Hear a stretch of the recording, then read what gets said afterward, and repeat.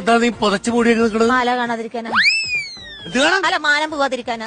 മാനം പോവാതിരിക്കാൻ. അപ്പുറത്തെ ഇപ്പുറത്തെ വീട്ടിലെ ചെക്കന്മാരൊക്കെ എന്നെ ഭയങ്കര നോട്ടം ചേട്ടാ. ആരാണ് മാറി?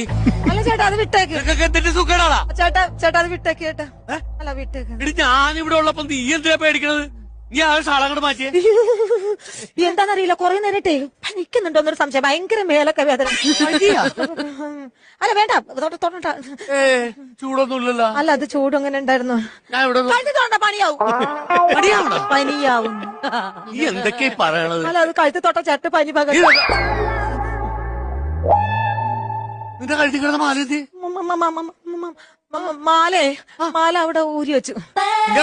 കുളിക്കുമ്പോ ഊരി വെച്ചു. നിനക്ക് ഞാനത് വാങ്ങി തന്നപ്പോ ഞാൻ പറഞ്ഞതാണ് അത് കഴുത്തിന്ന് ഊരാൻ പാടില്ല. മാല ചേട്ടാ, അത് അടുത്ത മാസം ഇടാലോ. എന്റെ സ്നേഹമാണെന്ന് ഞാനത് എത്ര തവണ നിന്നോട് ഞാൻ പറഞ്ഞിട്ടുണ്ട്. മാലയ്ക്ക് വേണ്ട റെസ്റ്റ്.